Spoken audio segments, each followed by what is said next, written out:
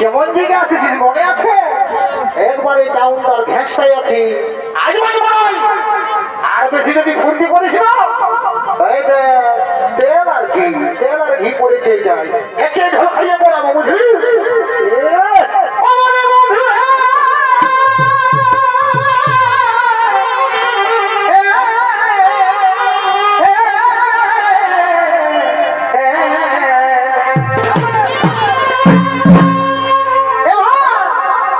ওই যে বানাই নমস্কার মনে আমার ছিল দেখো দেখো শুনে দেখো না বাড়িতে দেখো পড়াবো পড়াবো